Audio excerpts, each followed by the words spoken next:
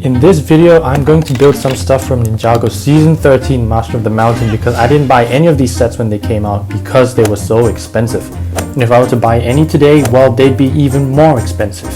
So I'm going to try build stuff from this season myself. Minifigures, weapons, and at the end, I'm even going to be building my own version of a set. Let's go.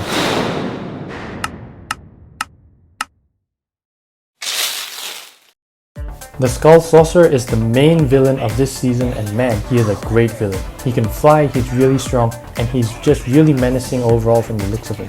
I want to build him. So let's start from bottom to top, shall we? First, his robes. I think I'll need a brick for this. I'll take it from this tournament set I built for a video a while back, and it looks a lot like a robe. Okay, now we need to get a black torso that has a robe vibe to it. Maybe we could use Cole's Legacy Ninja torso, but it looks too complex. I want to get something simpler given that the robes are just plain black. So I'll use the torso of this foot soldier from Ninja Turtles. Looking pretty good. His wings are simple. I have the exact same pieces from this Ash Attacker from Nexo-Knights. Funny, I'm using Nexo-Knight pieces again for a Ninjago build. Alright, so we've got the body, the legs, and the wings done, so now we just need the headpiece. This is gonna be hard. See, the Skull Sorcerer wears a mask of sorts over his face, and I don't think this Lego piece exists outside of the sets. I did try a brick built one, but it is way too big. I also thought about using paper, but it didn't seem realistic, and I want to make this pure Lego, so I settled on using this skull head. It matches the original pretty well. The eyes are just black, and the mouth also looks similar. And finally, we just need the hat. I don't have a black one, so I'll just use this red stone army one. Our Skull Sorcerer figure is almost done. We just need two more things. First, his weapon. He has a spear, and I'll use the Forbidden Spinjitzu spear for that. One scene I really like is the final battle when the Skull Sorcerer actually jams the bottom end of his spear into the ground, so I'm going to take this little silver fang and attach it with two studs with holes stacked on top of each other. The last thing we need to add to the Skull Sorcerer is the Skull of Hazardeur. How about this green cylinder? Too thin, too thick, just right. I got this minifigure head from Ultra Agents. And that's it, our Skull Sorcerer is complete. However, he's so menacing now, he's starting to scare the other minifigures in my room, so let's build some ninja. Of course we have to build Cole, he's the focus ninja. Now for the Shintaro set wave, they made a special gold armor piece that I don't have. But the closest thing I have is this golden Chima armor, so let's just take that and put it on Legacy Cole because I don't have any other Cole figures with gold printing on it. And also the head wrap doesn't fit, so let's just give him some hair. Now I'm going to try to build the Blades of Deliverance, the collectibles of this set wave, which Cole uses to defeat the Skull Sorcerer. I have this design with a lightsaber handle and some bricks. Here's one version which is super long, so I'm going to use this shorter version, so it can fit on Cole nicely. I can clip this on Cole's armor, which looks really nice. Now we just add some more bricks so we can fit a throwing star that Cole uses in the final battle, and a shield. Alright, Vangelis finally has a ninja to rival him, and I think my minifigures are safe. But just to be sure, let's make some more ninja. Now I only have one golden Chima armor, which means I can only make Kai, Cole, or Zane. I'm going to try Kai. If I put the Chima armor on Kai FS, then it looks pretty similar to the original figure. But I'd rather have Cole, so I could buy Kai. However, what I do have a lot of is Silver ZX armor, and Stone Armor J here looks pretty similar to Hero J, so I'll use this and give him Titanium Zane's head wrap. Okay, I have to admit that I don't have the redesigned J face, so instead of using the old one, I just have to use another head I have that has freckles. Looks like this kid has freckles. Oh well, it works because Jay's technically a child in the Wild Brain era, isn't he? Anyway, good thing is I have enough pieces to make Jay's chain mace thing. And finally, our minifigures are done. That was intense, and I'm very happy with how they turned out. Now it's time to build a set for these figures. The set wave was very interesting because most sets actually had a game experience. It was essentially a role-playing board game. These tiles were the spaces on the board. You could spin a spinner and it would give you a number from 1 to 3. Then you would move that number of spaces on the board. The aim was to get the Blade of Deliverance and defeat all the villains.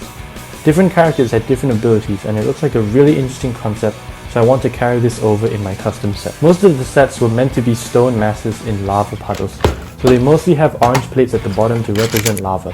I don't have a lot of these though, this is literally all I have, so instead I'm going to use some orange paper. Also for the game tiles, it's a fairly recent piece, so I only have 2 of them. To make more, I'll get this 1x2 tile and 1x2 plate, and I think I'm all set to get building. After around 2 hours of building, this is what I got. It's been a while since I made a mock, and there was a lot of experimenting, so I couldn't really film a linear building process. You can see the starting point here where Jay and Cole can begin. For this angle, I used the building technique with this L-shaped plate. These stone platforms here can actually be adjusted to flow in any direction, so you can change up the board if you want. Then you can slowly move up and make your way to the Skull Sorcerer. Up here we have the Blade of Deliverance in a rectangular stone of sorts. I used jumper plates to put this 2x3 element in the center of the build. Moving down we have a resting place with the Skull of Hazardeur. I used an illegal building technique here where you insert these grill pieces into the bottom of this 2x2 tile to make it slightly thicker than using a normal 1x1 brick. Some rock detailing on the roof and pillars, and if we go around to the front, here is a snot technique, meaning studs not on top to make some more detailed rock designs. And of course we have a transition to the lava. I'm really proud of this, but there are a few more things I want to add. First, let's add some torches so it's not so dark. I have these brown telescope pieces and fire elements. Also, I want to make a gong. Sound the gong! Sound the gong!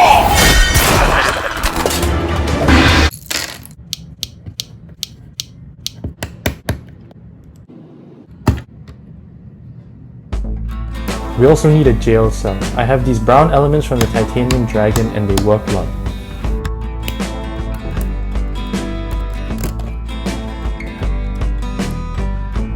And finally, just some more touch-up to the floor with these grey elements to make it look less monotonous.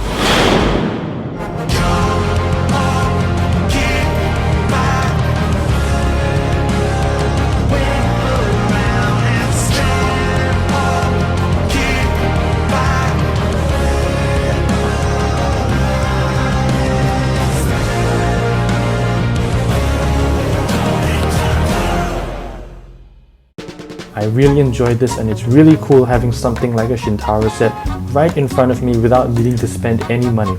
This is probably the longest I've ever spent on making a video, and I hope you enjoyed it, and if you did, please like and subscribe so that you don't miss the next episode. Comment down below anything you'd like me to try next, because I'll be making them in the season finale and even collaborating with some other YouTubers. Thank you for watching the first episode of BuildNinja Season 2. Stay creative and keep on building. Would you like to enter Prime Empire?